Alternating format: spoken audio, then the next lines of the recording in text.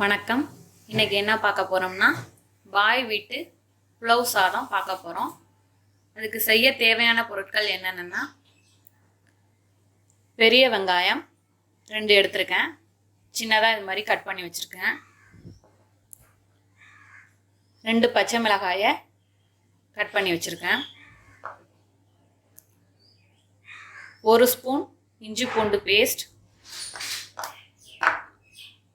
1 பிடி கொத்தமல்லி, 1 கைப்பிடி அளவு புதினா இலை,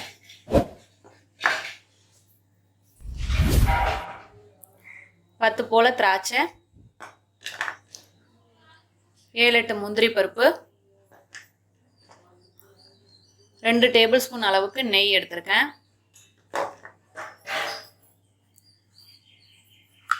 வதக்குறதுக்கு 1 பிரியாணி இலை, 1 துண்டு பட்டை, 1 நட்சத்திர சோம்பு, 2 கிராம்பு, 2 ஏலக்காய்.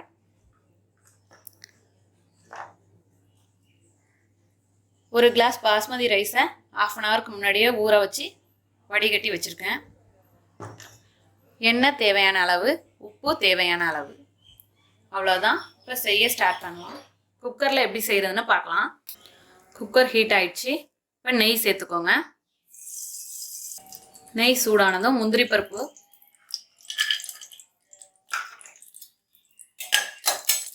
பொன்னிறமாக ஆகிற வரைய வறுத்து எடுத்துக்கோங்க. நல்லா வதங்கிடுச்சு. அதை எடுத்துடலாம். அதிலே திராட்சை,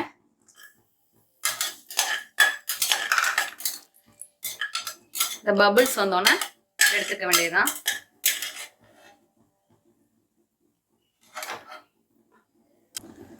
கொஞ்சமா ஆனியன், இது கார்னிஷிங்காக. வேணும்னா நீங்க சேர்த்துக்கலாம், வேணா ஸ்கிப் பண்ணிக்கலாம்.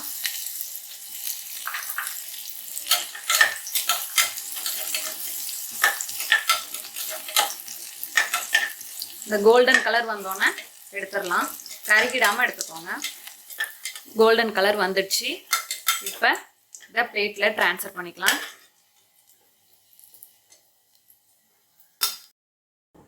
அதில் 1 டேபிள் ஸ்பூன் அளவுக்கு எண்ணெய் சேர்த்துக்கோங்க.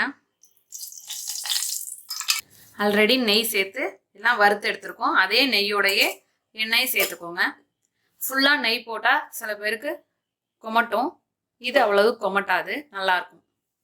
கொஞ்சம் எண்ணெய் சேர்த்துக்கிட்டா தெரியாது, அதுக்காக எண்ணெய் சேர்த்துருக்கேன். இப்போ எண்ணெய் காஞ்சிடுச்சு. பிரியாணி இலை, பட்டை, கிராம்பு, ஏலக்காய் எல்லாத்தையும் சேர்த்துக்கலாம்.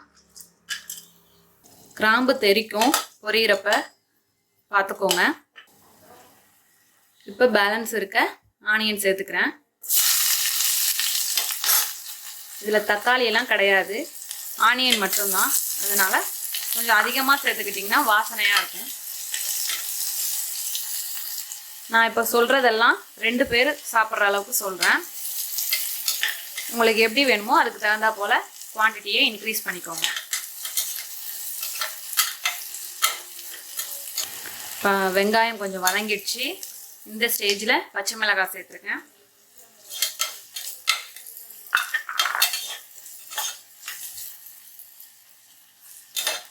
இதோட இஞ்சி பூண்டு பேஸ்ட்,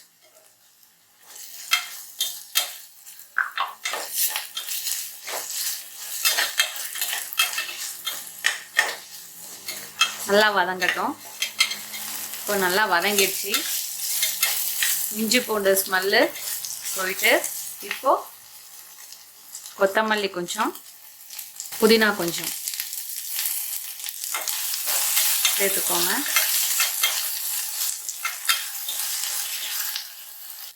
நான் இந்த கிளாஸால் 1 கிளாஸ் அரிசி எடுத்திருக்கேன்.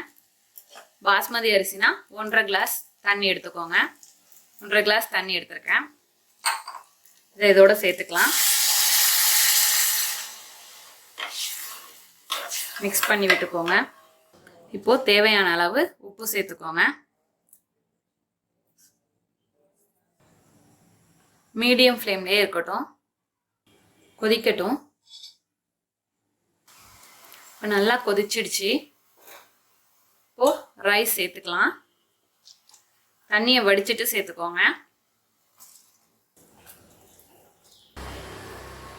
உப்பு சரியாக இருக்கான்னு உப்பு பார்த்துக்கோங்க.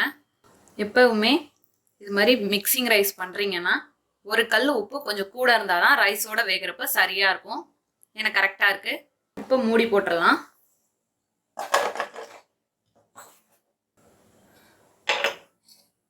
வெயிட் வச்சுக்கோங்க. மீடியம் ஃப்ளேமில் வச்சு ஒரு விசில் போதும். வந்தோடனே குக்கரை ஆஃப் பண்ணிட்டு ப்ரெஷர் போன பிறகு 10 மினிட்ஸ் கழித்து ஓப்பன் பண்ணி பார்ப்போம். இப்போ ஒரு விசில் வந்தோடனே ஆஃப் பண்ணியாச்சு. ப்ரெஷரும் ரிலீஸ் ஆயிடுச்சு. இப்போ ஓப்பன் பண்ணி பார்க்கலாம்.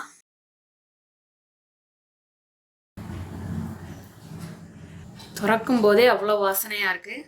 சூப்பராக வந்திருக்கு பாருங்க. உதிரி உதிரியாக வந்திருக்கு. இப்படி ஒரு ஸ்பூன் வச்சு கிளறி விட்டுக்கோங்க.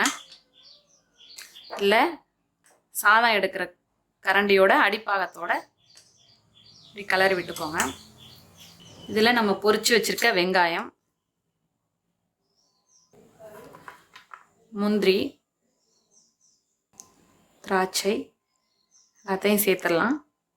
அதோட மீதம் இருக்க நெய்யையும் சேர்த்துருங்க. கடைசியாக நெய் சேர்த்தோம்னா இன்னும் வாசனையாக இருக்கும். க்ளோஸ் பண்ணி 2 நிமிஷம் அப்படியே விட்டுருங்க. இப்போ 2 நிமிஷம் ஆயிடுச்சு.